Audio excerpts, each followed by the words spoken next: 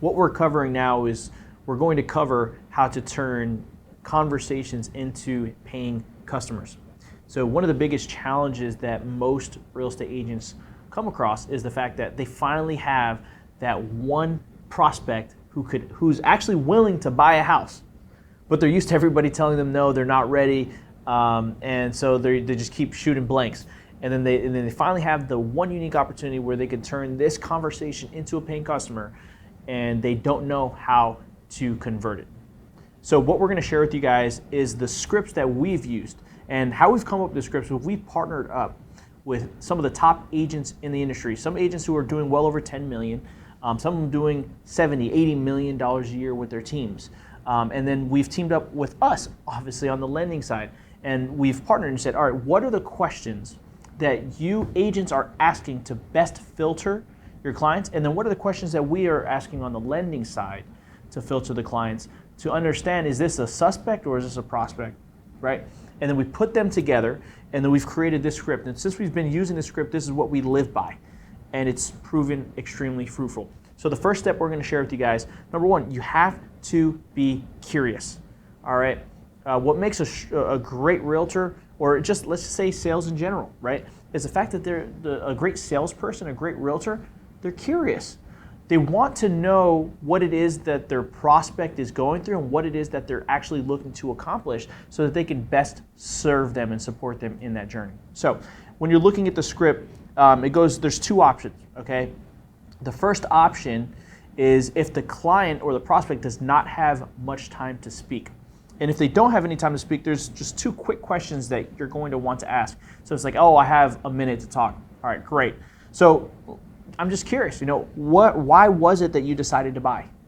And when you're asking this question, you're looking for ways to build rapport. They're going to share with you all of the reasons that they decided to buy, and then now you can piggyback on that and share a story of somebody that you have served who had the same reason, or even if it was you or your family member who had the same purpose, just to find a way to connect and build a relationship. The second question is, after they answer that question, again, this is if they don't have much time, we're just going to jump right into it, so that I can match you with the best lender that fits your needs. Do you have an idea of what your credit score is? Now, when you're asking this question, they're going to, piggyback. Now, we don't ever want to say, what's your score on Credit Karma? You say, hey, do you have an idea of what your credit score was the last time you checked it? All right. Now, they're going to give you a number. Now, that number, people who have great credit, what we found is they know they have great credit. And people who typically don't have great credit, they have no idea what their credit score is. All right, so that's a good indication. So you're going to ask what their credit score is. The second question you're going to ask is, how much do you have saved in the bank today to put towards a purchase? Now, when you ask that question, what are you looking for? You're looking to see, do they have down payment? Do they have closing costs? Are they actually qualified to even start looking for a home? Good news is you don't necessarily need to have a lot of money to buy a house these days. If you're a veteran, you could buy a home with 0% down. If you buy in a rural area, you could buy with 0% down. Not to mention all of the amazing down payment assistance options that are available today. And the third and last question you're going to ask, if they don't have much time, is how long have you been on your current job? And the reason you're asking this question is you typically need 2 years of work history in order to qualify for a home purchase. Now, if they've had 9 jobs over the last 2 years, that should be throwing off some red flags. All right. So typically we like to ask how long you've been at your current job, and they say, I've been there for 4 years. Fantastic. And you schedule another time to follow back up with them, because obviously they don't have much time. All right. But this is just the way that you're identifying and building a relationship with them. And maybe they may even have questions about a particular property or what they're looking for. So you can dive a little bit deeper to identify what they're looking for in the home purchase. But these are some questions that you want to ask quickly to identify if this person is a prospect or a suspect. All right. Second option here. Now this one is if the client does have a little bit more time, and we're going to dive deeper on some questions that you want to ask and the reasons why you ask those questions. So if they do have more time to talk, here's some questions you ask. Have you ever purchased a home before? The reason you're asking that is you want to get clarity around, number one, do they have a home that they're going to be selling to buy this house? Are they experienced in this process? And you're just kind of filtering to gauge their experience, right? And if they have a home to sell, then that's obviously another opportunity for you to pick up 2 transactions instead of 1. If they are not a first-time home buyer, ask them how long ago did they purchase and where? Again, you're filtering, you're getting clarity. If they're saying, oh, I live over in Winter Garden and I bought a house and it was too big and now I want to downsize, I've owned it for about 5 years, you have a pretty good understanding based on that area. If you understand the local real estate market, you can gauge like, oh, is it a 5-bedroom, 3-bedroom, whatever the case may be. And they'll tell you, like, why are you looking to downsize, right? And you're just taking these conversations deeper. Now, the first key that we shared at the very, very beginning of this was what? Become curious. Become curious as to where they are in their journey and how you could best support them. And then you're just going to be serving as a fiduciary, meaning you're the only thing you're looking for. You're not looking to close a sale right there on the spot. You're looking to serve.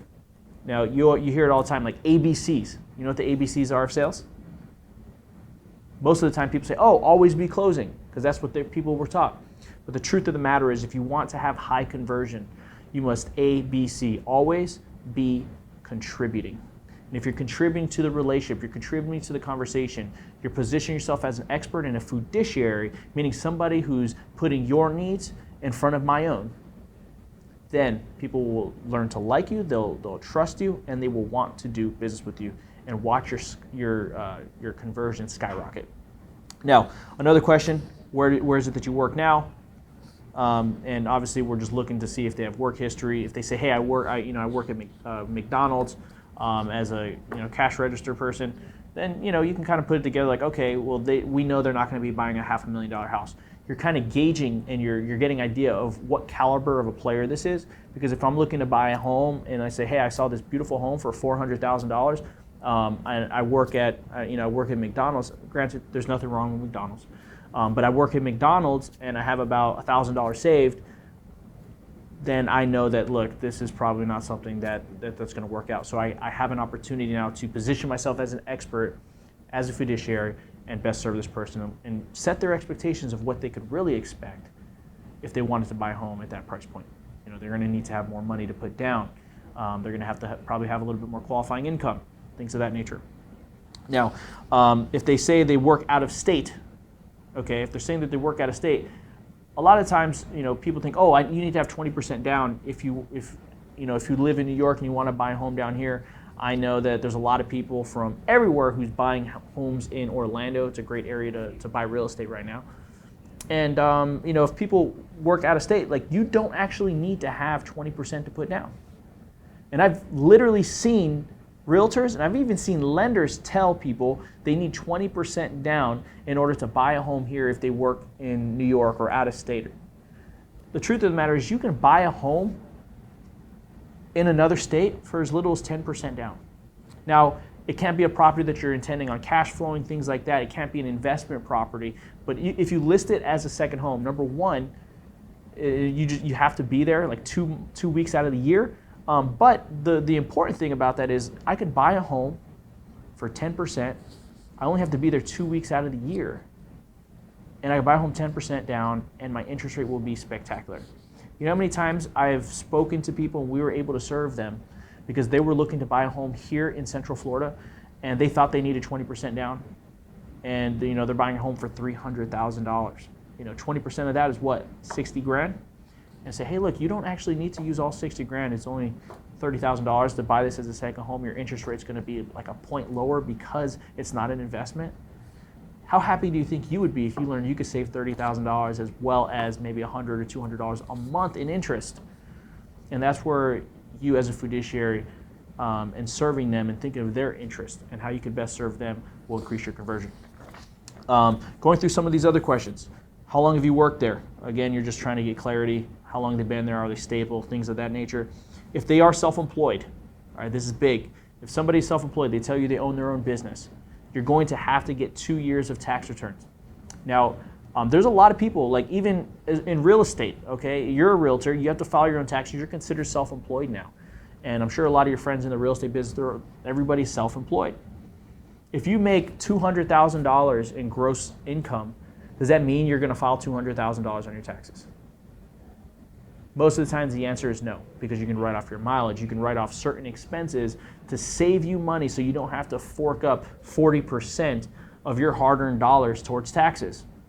So when somebody is self-employed and they have a gross revenue number, and let's say, hey, I made $1 million last year, but my taxes could only show $100,000 because of all the expenses I wrote off. When you're going to buy a home, your qualifying income will be based on the net figure that you claimed, the adjusted gross income that you claimed on your taxes, not the gross overall number that your company or your business brought in.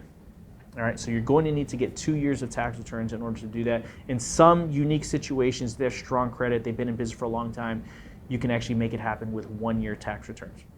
So when somebody tells me that they're self-employed, the first thing that triggers in my mind, be like, great, I'd love to help you, but the first thing we need to get done is we need to take a look at your taxes to make sure that we protect your time. Your time's important, my time's important. I don't want you to, look at 20 houses over a weekend and spend your entire weekend looking at houses just to find out that you actually never qualified. So I'm doing this, again, as a service to you, right? Have you been saving for a down payment for a while, or did you just start saving? The reason you're asking this question is, what am I really asking? Do they have money? Do they have money to buy a home? Secondly, if they don't have any money saved and they say, oh, I don't really have any money, I have $1,100 saved, I want to buy this house for $400,000. You're not going to just say, oh, well, you can't qualify. You're going to ask, okay, great. Do you have any friends or family that would be willing to contribute to you and help you, gift you some funds for a down payment on a home? Do you have any retirement funds, 401k, savings, anything like that that you could use, that you could pull from to purchase a home? Are you a veteran? Because veterans, 0% down up to 4 units. It's a big deal. And what areas are you looking at? Because based on the area, they may be able to buy a home with 0% down, even if they're not a veteran, if they buy in a USDA designated area. And you could just type in Google USDA eligibility. You could type in an address to see whether or not it qualifies for USDA right there.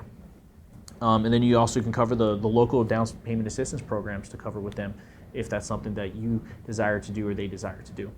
If they say they don't have a down payment saved in the bank account, and like when you guys are looking through this script, it takes everything in depth. Like if you're looking at this right here, you have like some of the key questions, and it explains very clearly why you're asking these questions and what it is that you're actually looking for. So I don't want to bore you to death with all of the facts and figures.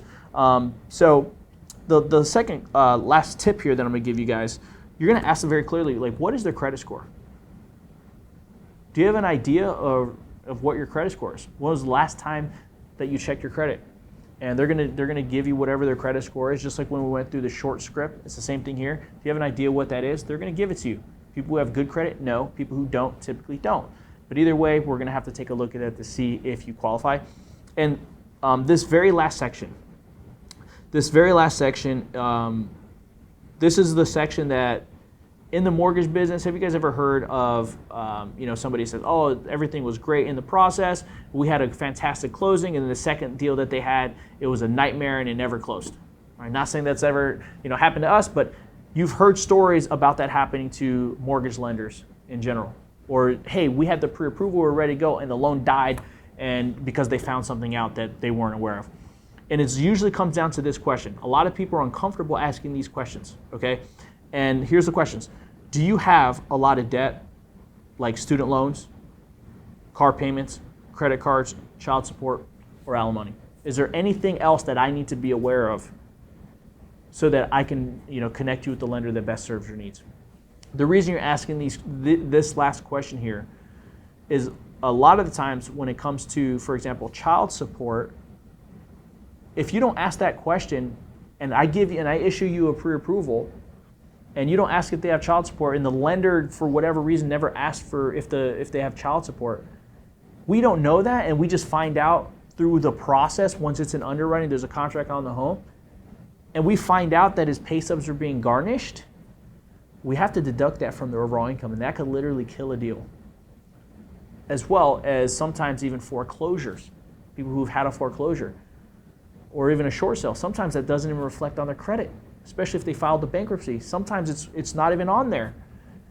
But when you pull title, you can find that they had a foreclosure, they had a short sale. And that'll kill a deal too. So these are things that they're important to understand, they're important to know, because they could literally affect everything. And when it comes to these debts, if somebody says, oh, I make $100,000 a year, which is about $8,300 a month, right? But if I have student loans that I'm paying $4,000 a month on, my debt to income, for example, is already at 50%.